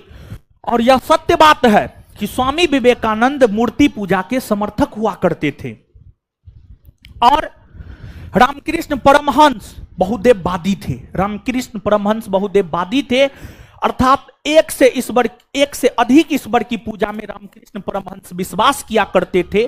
स्वामी विवेकानंद पर भी रामकृष्ण परमहंस का काफी व्यापक प्रभाव पड़ा था। वे भी बहुदेववादी थे। मतलब स्वामी विवेकानंद बहुदेववादी थे और मूर्ति पूजा के समर्थक थे। अर्थात स्वामी विवेकानंद और राजा राम मोहन राय कुछ मामलों में एक दूसरे के विरोधी थे। मूर्ति पूजा और बहुदेववाद, इन मामलों में एक दूसरे के विरोधी थे, क्योंकि राजा राम मोहन राय को आप याद कीजिए। राजा राम मोहन राय एकेश्वरवाद के समर्थक, बहुदेववाद के विरोधी, मूर्ति पूजा के विरोधी, लेकिन स्वामी विवेकानंद मूर्ति पूजा के समर्थक, बहुदेववाद के समर्थक। तो ये बात है। और रामकृष्ण परमहंस मानवतावादी विचारधारा के थे।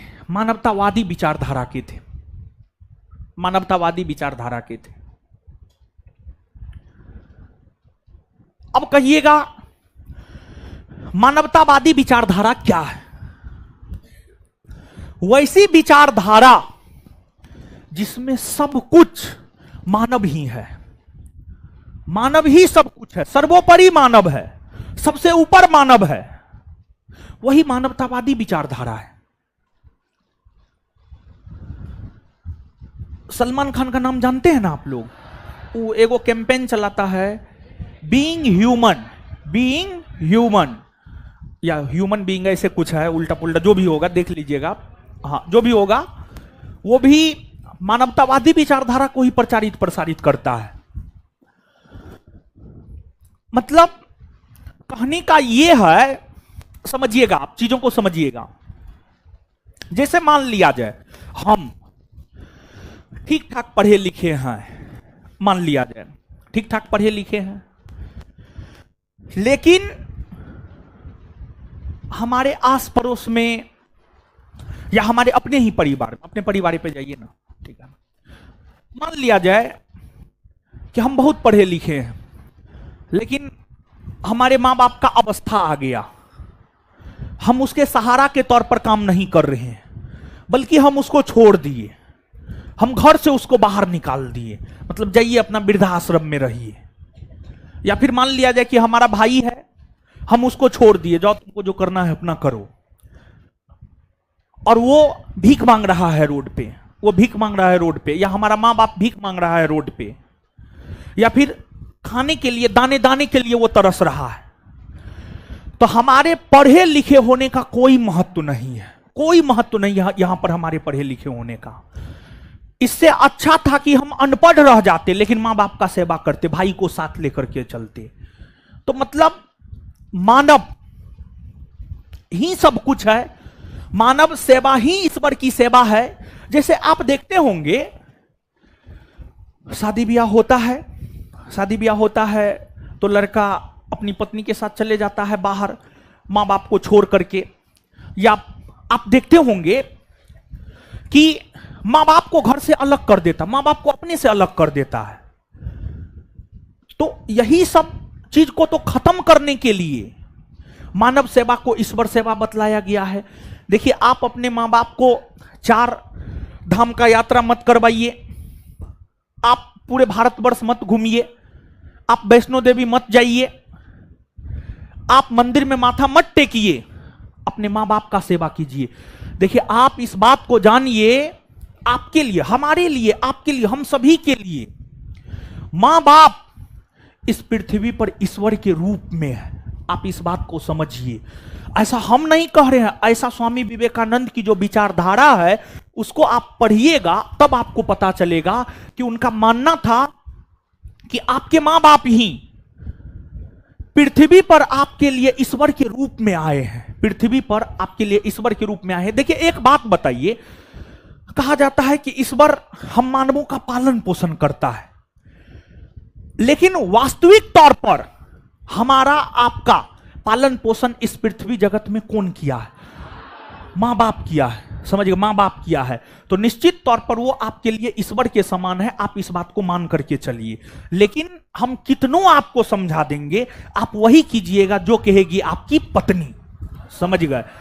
तो चलिए ठीक है, तो जानना जरूरी है। तो जो आपको बाद बाकी देखिए, एक शिक्षक का काम होता है स्वयं करना और करवाना, स्वयं करना और करवाना। खैर अभी हमारा माँ बाप जो है उतना असमर्थ नहीं है कि अभी सेवा करने का जरूरत पड़ेगा, लेकिन हम आपको बताते हैं कि हम तो सेवा करेंगे, निश्चित तौर पर करेंगे। ये तो अभी हम बोल रहे हैं, ये तो इतिहास के गर्त में है एक प्रकार से कहिए तो, ये तो आने वाला समय बताएगा।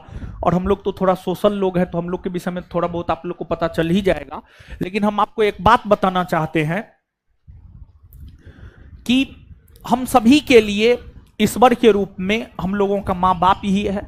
कुछ भी कीजिएगा, ठीक है, पत्नी की बात को भी मानना है, हम ये नहीं कहते हैं कि पत्नी की बात को नहीं मानना है, एकदम मानना है। नहीं मानिएगा तो फिर घर में डेली रामायण महाभारत होगा, उसकी बात को भी मानना है। लेकिन सिचुएशन कैसा भी हो, मां बाप को नहीं छोड़ना है। अगर सिचुएशन ऐसा हो जाए कि दो में से एक को चुनना हो, मां बाप को चुनिएगा। पत्नी दूसरी आ सकती है, मां बाप दूसरा नहीं आ सकता है, समझ गए? ताली बजाने से थोड़े होगा महाराज। और हमको पूरा भरोसा है, इसमें से 90% लोग अपनी पत्नी को चुनेंगे, समझ गए? 10% लोग अपने माँ बाप को चुनेंगे। क्या पता अभी हम बोल रहे हैं, सिचुएशन ऐसा है हमको भी अपना माँ बाप को ना छोड़ना पड़ जाए, समझ गए? तो लेकिन माँ बाप सर्वोपरि है। और कुल मिलाकर के यहां पर मानवतावादी विचारधारा को हम समझाने का प्रयास कर रहे थे। मानव सेवा ही ईश्वर की सेवा है। इस विचारधारा के थे रामकृष्ण परमहंस। जब रामकृष्ण परमहंस इस विचारधारा के थे कि मानव सेवा ही ईश्वर की सेवा है, तो उनके शिष्य थे स्वामी विवेकानंद। निश्चित तौर पर उनके शिष्य पर इस बात का प्रभाव पड़ेगा, और इसी बात का प्रभाव स्वामी विवेकानंद पर पड़ा। और स्वामी विवेकानंद भी इस बात को मानते थे, मानव सेवा ही सबसे बड़ी सेवा है, मानव सेवा ही ईश्वर की सेवा है। इस बात को स्वामी विवेकानंद भी मानते थे। और स्वामी विवेकानंद जगह जगह जाकर अपनी विचारधारा लोगों को बताने का काम किया करते थे। पूरे भारतवर्ष का उन्होंने भ्रमण करने का काम किया। और जब वे भारत भ्रमण करके अपनी विचारधारा से लोगों को रूबरू करवा रहे थे, उसी क्रम में जो है आपको प्रथम विश्व धर्म सम्मेलन अमेरिका के शिकागो शहर में 1893 में आयोजित होने थे। अमेरिका के शिकागो शहर में प्रथम विश्व धर्म सम्मेलन 1893 ईस्वी में आयोजित होने थे। अब उसमें भाग लेने के लिए जाएगा कौन? तो उसमें भाग लेने के लिए भारत के तरफ से स्वामी विवेकानंद जाएंगे, यह तय किया गया। जब यह तय किया गया और स्वामी विवेकानंद अमेरिका के शिकागो शहर जाने वाले थे, तो उसी समय स्वामी विवेकानंद को स्वामी विवेकानंद नाम दिया गया। उससे पहले स्वामी विवेकानंद नरेंद्रनाथ दत्त के नाम से जाने जाते थे, नरेंद्रनाथ दत्त के नाम से जाने जाते थे। और नरेंद्रनाथ दत्त को स्वामी विवेकानंद का नाम राजस्थान के खेतरी महाराज अजीत सिंह ने दिया था।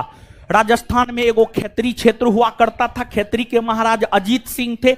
अजीत सिंह ने ही नरेंद्रनाथ दत्त को स्वामी विवेकानंद का नाम दिया, और स्वामी विवेकानंद नाम से ही अमेरिका के शिकागो शहर प्रथम विश्व धर्म सम्मेलन में भाग लेने के लिए, भारत का प्रतिनिधित्व करने के लिए स्वामी विवेकानंद पहुंचे।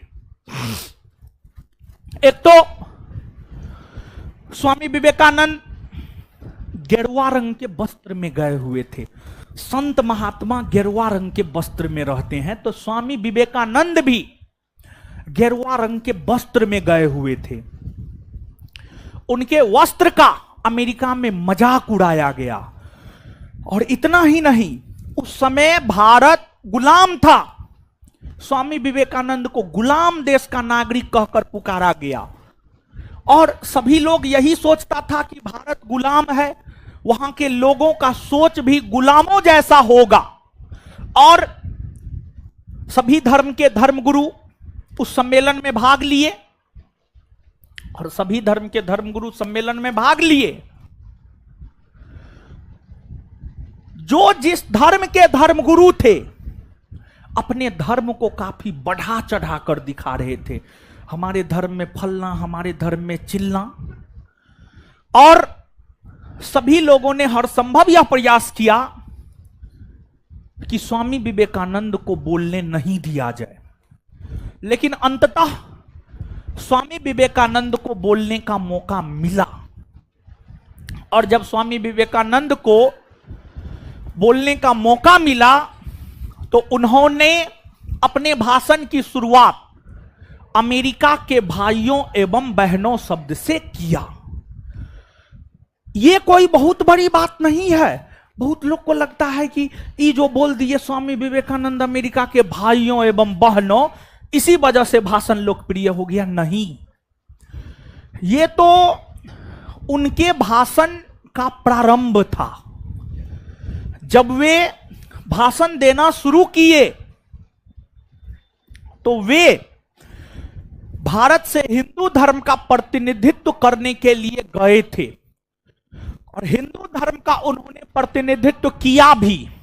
लेकिन उन्होंने जो कुछ बातें कही, उन बातों के वजह से उनका भाषण लोकप्रिय हुआ। पहली बात, उन्होंने भारत का प्रतिनिधित्व किया, लेकिन वे अपने भाषण में वसुधैव कुटुंबकम की विचारधारा को लेकर के अपनी बातें रखी। अर्थात पूरा विश्व एक परिवार है। यानी उनका मानना था कि पूरा विश्व एक परिवार है। विश्व के समस्त मानव जगत का कल्याण कैसे हो। गौर से सुनिएगा आप इस बात को। अन्य धर्म के धर्मगुरु सिर्फ अपने धर्म को लेकर बात किए, लेकिन स्वामी विवेकानंद का मानना था ये जो हिंदू, मुस्लिम, सिख, ईसाई, बौद्ध, जैन, पारसी जो भी धर्म है, इन सभी धर्मों से ऊपर एक धर्म है। वो धर्म है मानवता का धर्म। और वो धर्म जो मानवता का धर्म है, उस मानवता के धर्म को पूरे विश्व जगत में स्थापित करने के लिए संपूर्ण विश्व जगत के मानव का कल्याण करना होगा। जिस रोज पूरे विश्व जगत के मानव का कल्याण हो गया, मतलब मानवता का धर्म स्थापित हो गया। ये जो उनका तर्क था ना, ये जो उनकी बातें थी ना, सब अचंभित रह गए कि एक गुलाम देश का नागरिक इतना आगे का कैसे सोच सकता है। एक गुलाम देश का नागरिक इतना आगे का कैसे सोच सकता है। पूरे विश्व जगत के मानव के कल्याण के विषय में ये कैसे सोच सकता है। उनकी ये बातें, इसके बाद लोगों को लग रहा था कि ये भारतीय होने पर गर्व महसूस नहीं करेंगे। लेकिन उन्होंने अपने भाषण के क्रम में इस बात का जिक्र किया, हमें अपने देश पर गर्व है और हमें भारतीय होने पे गर्व है। क्यों गर्व है?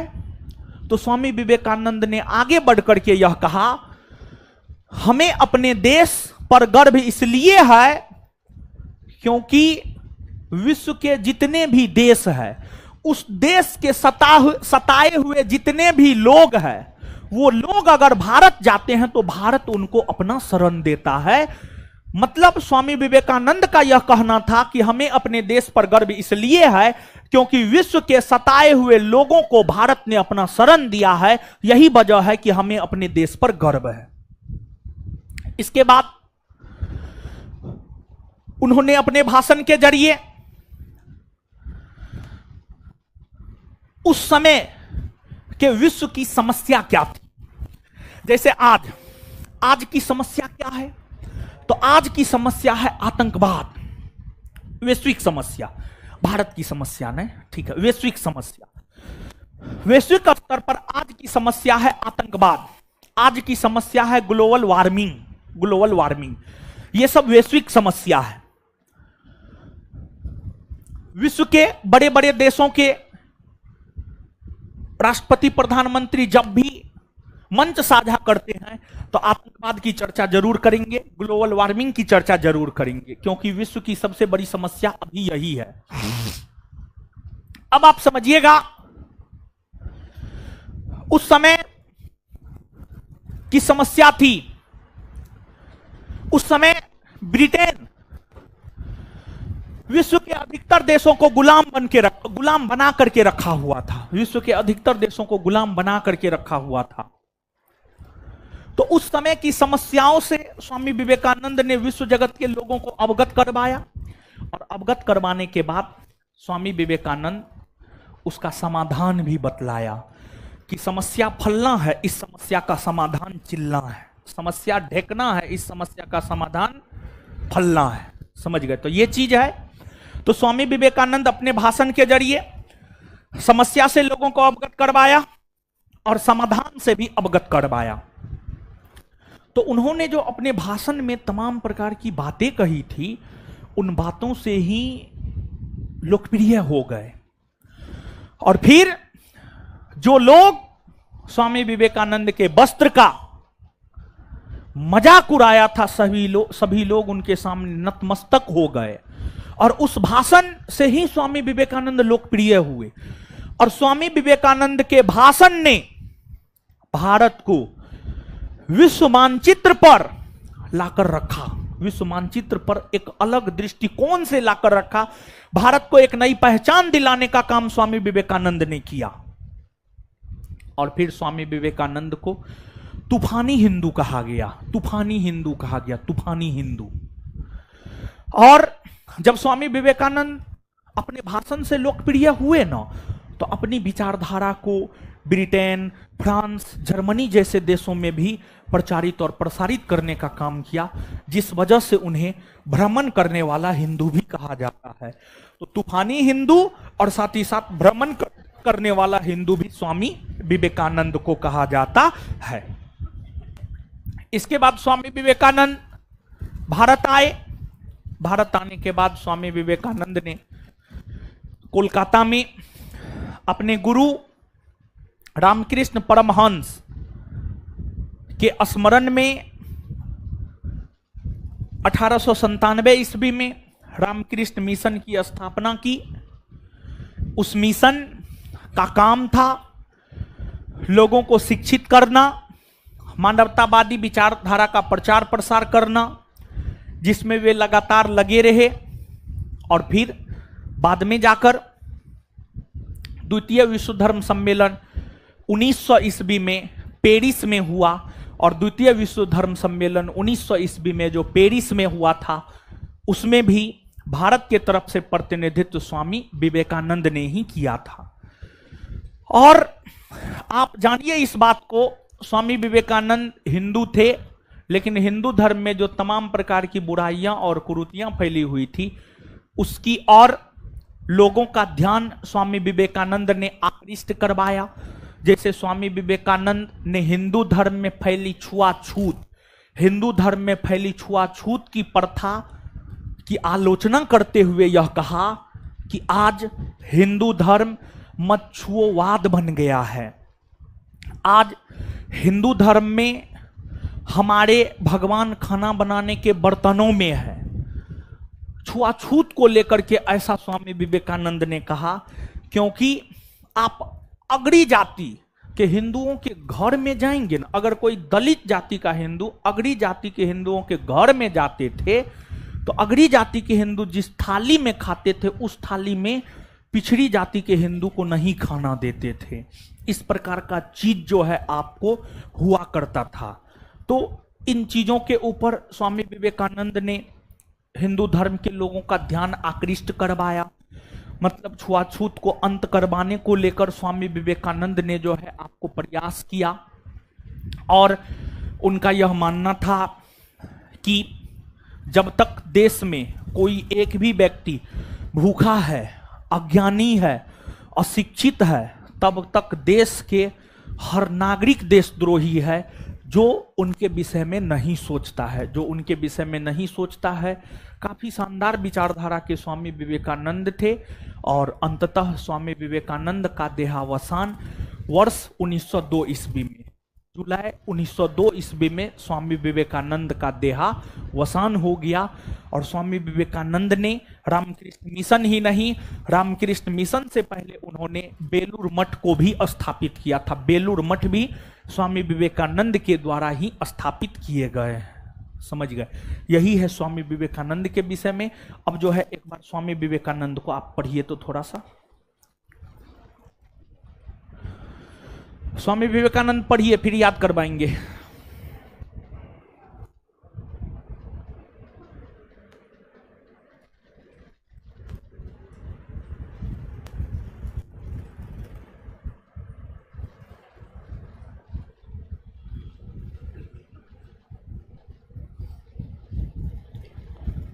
आप दोनों बहन है जी? बहन है दोनों?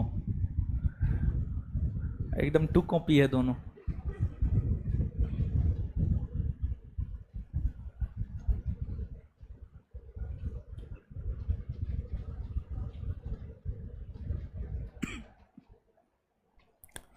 पढ़ लिए?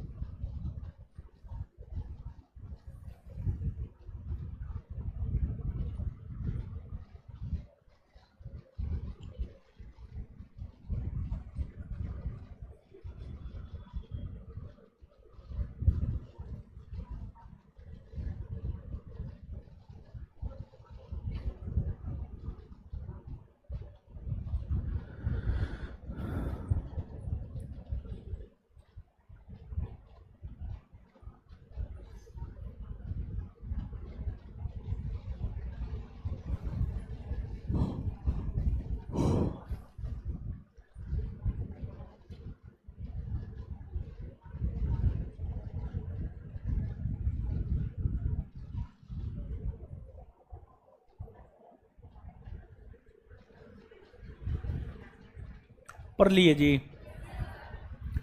आइए तो आइए बोर्ड पे याद करते हैं। इससे पहले हम लोग याद कर न लिए थे। चलिए, स्वामी विवेकानंद का जन्म कब हुआ है? स्वामी विवेकानंद का जन्म कब हुआ है? राष्ट्रीय युवा दिवस कब मनाया जाता है? राष्ट्रीय युवा दिवस, अंतर्राष्ट्रीय युवा दिवस, अंतर्राष्ट्रीय युवा दिवस। स्वामी विवेकानंद के बचपन का नाम, बचपन का नाम नरेंद्र नाथ दत्त को स्वामी विवेकानंद का नाम किसने दिया? राजस्थान के क्षेत्रीय महाराज अजीत सिंह, राजस्थान के क्षेत्रीय महाराज अजीत सिंह। नरेंद्र नाथ दत्त को स्वामी विवेकानंद का नाम किसने दिया? राजस्थान के क्षेत्रीय महाराज अजीत सिंह, राजस्थान के क्षेत्रीय महाराज।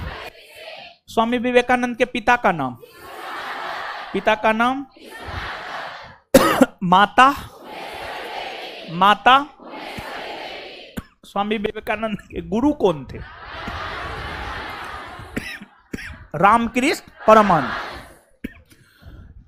स्वामी विवेकानंद के गुरु कौन थे? रामकृष्ण। रामकृष्ण परमहंस को इतिहास में और किस नाम से जाना जाए? गदाधर चट्टोपाध्याय, गदाधर चट्टो। रामकृष्ण परमहंस की पत्नी थी शारदामणि। कौन थी? शारदामणि। शारदामणि कौन थी? रामकृष्ण परमहंस की शारदामणि कौन थी? अच्छा, किसकी वजह से स्वामी विवेकानंद मानवतावादी विचारधारा के हो पाए? रामकृष्ण। रामकृष्ण। प्रथम विश्व धर्म सम्मेलन कब हुआ है? 1893। प्रथम विश्व धर्म सम्मेलन कब हुआ है? कहां हुआ है? अमेरिका के शिकागो। अमेरिका के शिकागो में हुआ है। ठीक है, इसके बाद आगे बताइएगा, प्रथम विश्व धर्म सम्मेलन जो अमेरिका के शिकागो में हुआ, भारत के तरफ से प्रतिनिधित्व किसने किया? किसने किया? स्वामी। और द्वितीय विश्व धर्म सम्मेलन कब हुआ? 1900 में ना। द्वितीय विश्व धर्म सम्मेलन कब हुआ? 1900 में ना। इसमें भारत की तरफ से नेतृत्व कौन किया? स्वामी विवेकानंद ने। इसके बाद आगे बतलाइएगा आप हमको, रामकृष्ण मिशन की स्थापना किसने किया? स्वामी विवेकानंद। स्वामी विवेकानंद ने रामकृष्ण मिशन की स्थापना कब किया? 1897। स्वामी विवेकानंद ने रामकृष्ण मिशन की स्थापना कब किया? 1800 कब किया? 1897 में ना। चलिए ठीक है, इसके बाद आगे बतलाइएगा कि स्वामी विवेकानंद का निधन कब हुआ है? 4 जुलाई 1902। 4 जुलाई 1900। ज्ञान योग, कर्म योग, राजयोग, प्रबुद्ध भारत, वर्तमान भारत, वेदांत फिलोसफी किसकी रचना? स्वामी विवेकानंद। किसका मानना था आज हिंदू धर्म मच्छुवाद बन गया? स्वामी। और किसका मानना था कि अगर पश्चिम के भौतिकवाद पूर्व के आध्यात्मवाद को मिला दिया जाए तो वह मानव कल्याण का सर्वोत्तम मार्ग हो? स्वामी। क्लियर है ये बात? और स्वामी विवेकानंद के जो अन्य स्लोगन सब है, ये सब स्लोगन जो है आप याद रखिएगा। यहां तक में जो है ना 2-4 गो पॉइंट हम आपको लिखाना चाहते हैं, लिखिए तो, दीजिए तो एक बार ना। 2-4 गो पॉइंट लिखाना चाहते हैं, लिखिए तो गुरुजी लोग।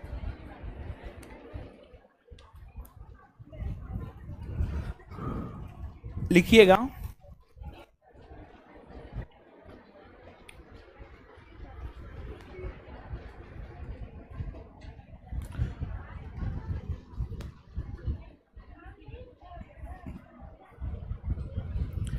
आर्य समाज ने, लिखिएगा, आर्य समाज ने आर्य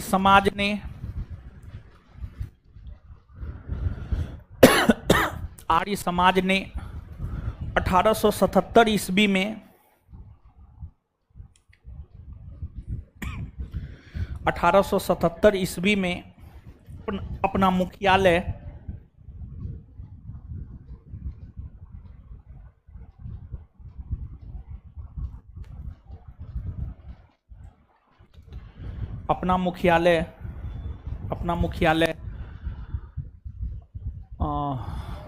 लाहौर को बनाया।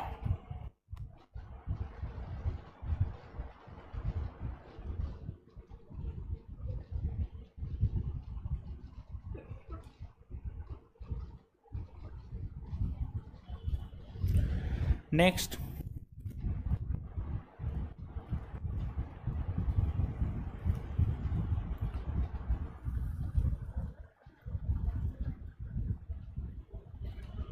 स्वामी विवेकानंद ने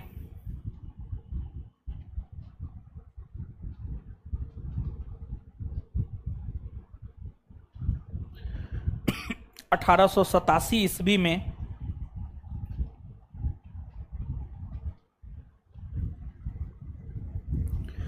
स्वामी विवेकानंद ने 1887 ईस्वी में बेलूर मठ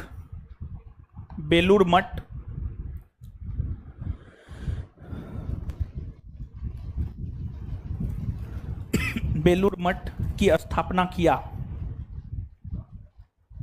कलकत्ता में।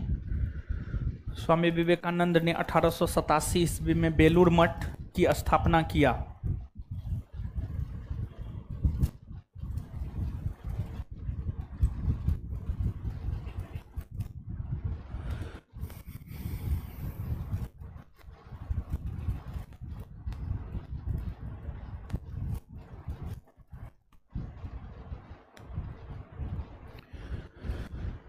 यही 2 पॉइंट है, बाद बाकी तो है ही है। चलिए अब आगे आइए, अब आगे समझते हैं क्या है, क्या है आगे। ईश्वरचंद विद्यासागर, चलिए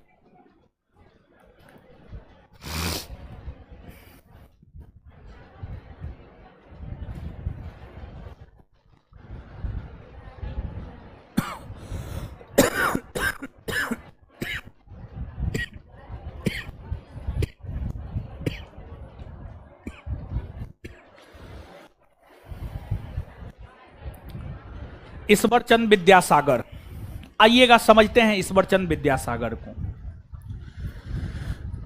देखिए ईश्वरचंद विद्यासागर भी बंगाल प्रेसिडेंसी से ही संबंधित थे। इनका जन्म वर्ष 1820 ईस्वी में बंगाल प्रेसिडेंसी में हुआ था। ईश्वरचंद विद्यासागर का जन्म वर्ष 1820 ईस्वी में बंगाल प्रेसिडेंसी में हुआ था। ये नारी शिक्षा के बहुत बड़े समर्थक थे, बाल विवाह प्रथा के विरोधी थे, हिंदू धर्म की विधवा महिलाओं को फिर से विवाह करने का अधिकार मिले, इसके समर्थक थे ये। और पाखंडी ब्राह्मणों को चुनौती देने का भी काम ईश्वरचंद विद्यासागर ने किया। और इनका जो सबसे बड़ा योगदान रहा है हिंदू समाज को, वह हिंदू धर्म की विधवा महिलाओं को फिर से विवाह करने का जो अधिकार दिलवाया, वह इनका सबसे बड़ा योगदान रहा है। देखिए समझिएगा, सुनिएगा। पिछला सेशन अगर आप किए होंगे तो बाल विवाह प्रथा के विषय में हम आपको बतलाए थे ना। देखिए बाल विवाह प्रथा मतलब छोटे उम्र में विवाह का हो जाना। कभी कभी क्या होता था, कम उम्र में विवाह होने के वजह से या बीमारी के वजह से या अन्य किसी भी कारण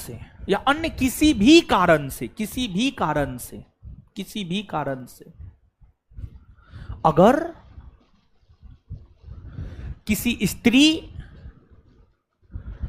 का पति का देहांत हो जाता था तो फिर वह स्त्री काफी कम उम्र में विधवा हो जाती थी। और विधवा स्त्री को समाज सही दृष्टिकोण से नहीं देखता है।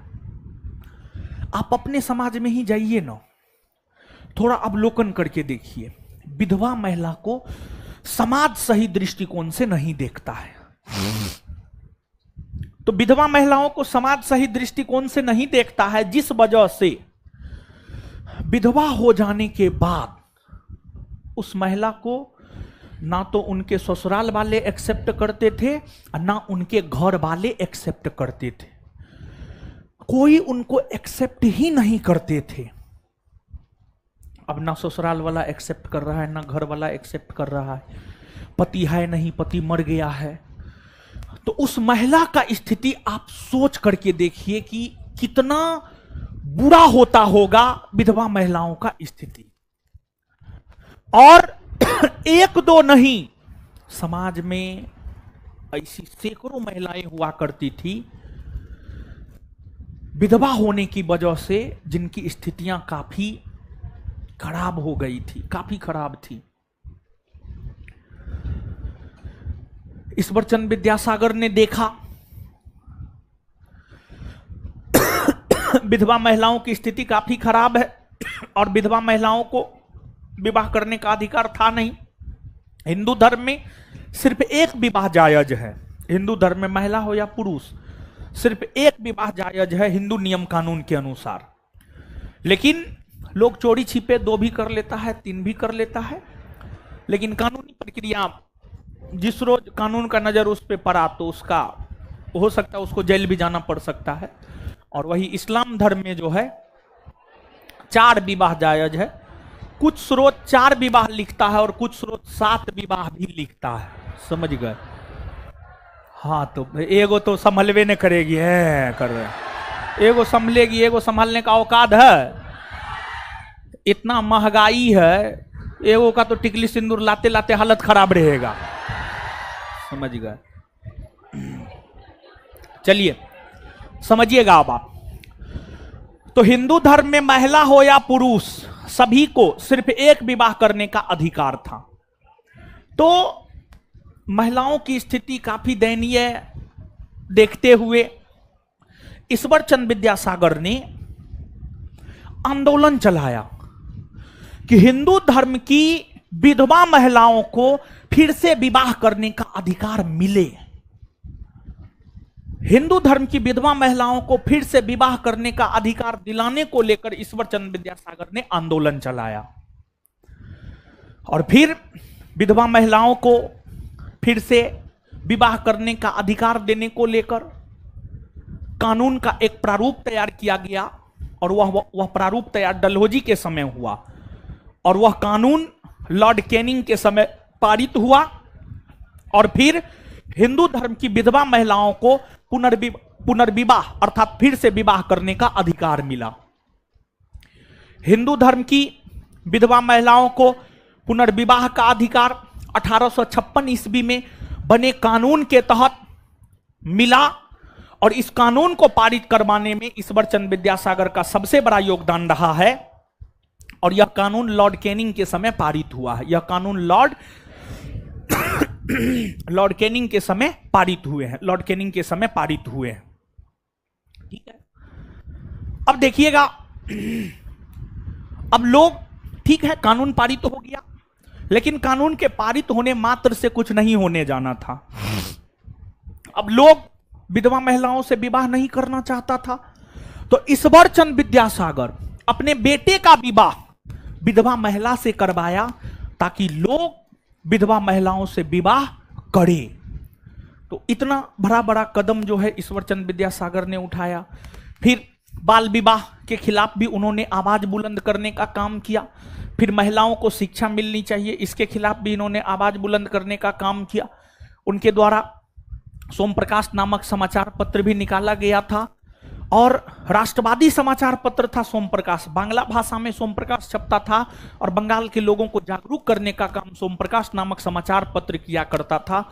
और फिर ये तमाम काम करते हुए अंततः ईश्वर चंद्र विद्यासागर का देहावसान जो है 1891 ईस्वी में हो गया। 1891 ईस्वी में हो गया। तो यहां पर ईश्वर चंद्र विद्यासागर के विषय में 2-3 बात याद रखना है। ठीक है, जैसे सती प्रथा को समाप्त राजा राम मोहन राय ने करवाया है, वैसे ही हिंदू धर्म की विधवा महिलाओं को पुनर्विवाह का अधिकार ईश्वर चंद्र विद्यासागर ने दिलाया है। तो हिंदू धर्म की विधवा महिलाओं को पुनर्विवाह का अधिकार किसने दिलाया? किसने दिलाया? और हिंदू विधवा पुनर्विवाह अधिनियम 1856 में पारित हुआ है। हिंदू विधवा पुनर्विवाह अधिनियम कब पारित हुआ है? 1856। हिंदू विधवा पुनर्विवाह अधिनियम कब पारित हुआ? और किस वायसराय के समय पारित? Lord Canning. किसके समय पारित हुआ है? और ईश्वर चंद्र विद्यासागर का संबंध कौन प्रेसिडेंसी से रहा? बंगाल प्रेसिडेंसी। कहां से रहा है? कहां से रहा है? बंगाल प्रेसिडेंसी से रहा है। इसके बाद जो है आपको सोम प्रकाश से संबंधित है ईश्वर चंद्र विद्यासागर। कौन से समाचार पत्र से ईश्वर चंद्र विद्यासागर संबंधित? सोम प्रकाश से। चलिए, एक और क्लास लगेगा, अगले क्लास में ये चैप्टर खत्म हो जाएगा। और सुनिए, जिस रोज जो पढ़ाते हैं उसका रिवीजन करते हैं। जिस रोज जो पढ़ाते हैं सेम डे में रिवीजन कीजिए। रविवार को छुट्टी था, पूरा रिवीजन किए थे, सप्ताह भर का किए थे।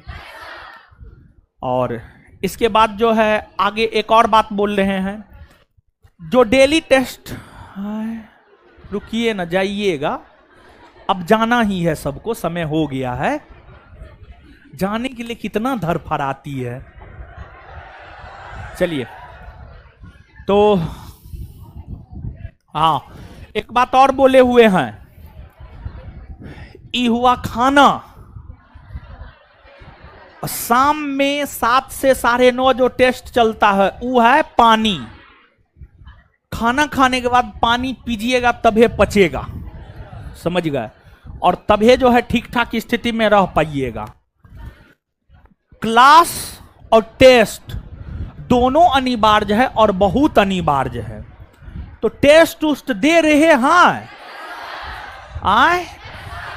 टेलीग्राम पर तो क्वेश्चन उसका डिस्कशन का लिंक यूट्यूब पे भेज देते हैं।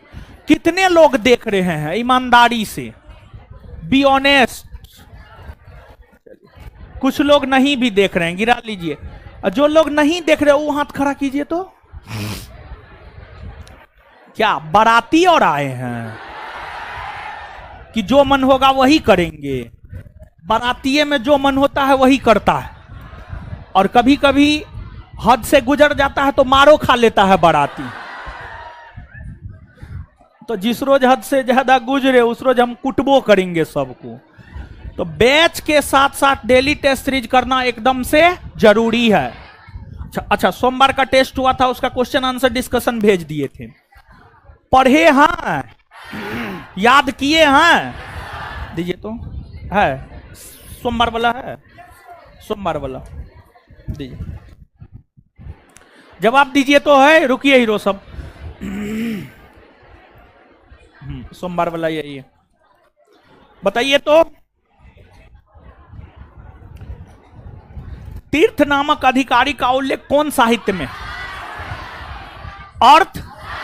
अर्थशास्त्र के रचयिता कौटिल्य न। आत्मीय सभा के संस्थापक राजा राम। यांगियाप दर्रा कहां है? अरुणाचल। नागौरी किसका नस्ल है? गाय का नाम। नागरहोल राष्ट्रीय उद्यान कहां है? कर्नाटक में ना। लाली वन्यजीव अभयारण्य कहां है? अरुणाचल। कालाहंडी औद्योगिक क्षेत्र ओडिशा ना। IR-20 किस फसल का किस्म? चावल ना। क्षेत्रीय परिषद के बैठक की अध्यक्षता कौन करता?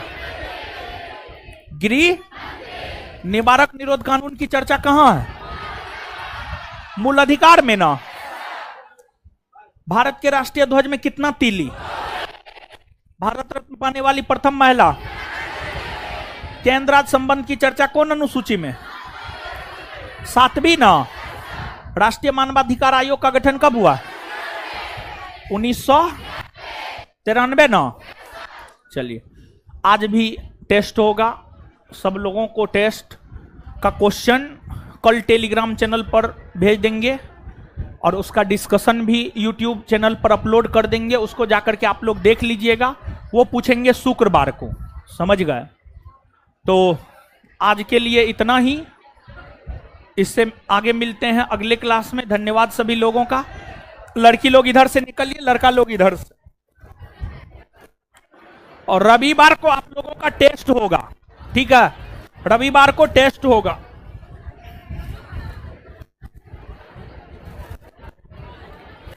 रविवार को टेस्ट होगा, क्लास टेस्ट, और उसी टेस्ट के आधार पर होगा एडमिशन में फी में छूट। रविवार को टेस्ट होगा, रविवार को। 15 दिन हो गया, एगो क्लास टेस्ट होना नहीं चाहिए जी? क्या पढ़ते हैं क्या नहीं पढ़ते हैं आप लोग? जितना पढ़ाए हैं, जितना करवाए हैं, उसका होगा टेस्ट। काटे नहीं है जी? तो ऑनलाइन वाले लोग आप लोग भी सुन लीजिए, रविवार को होगा टेस्ट। इस रविवार को जितना पढ़ाए हैं उतना का टेस्ट होगा।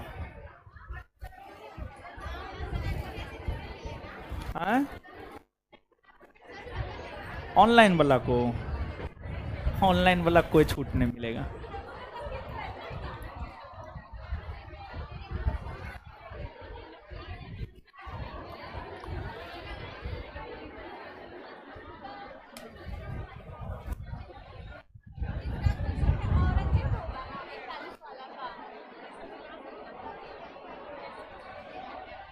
बीना बजाता था, क्या number?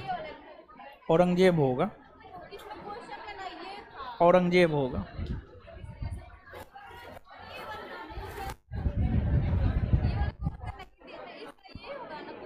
Todarmal. B, 13B, 14D, 13B 14D। हाँ, हम तो सारा का आंसर दिए थे जी।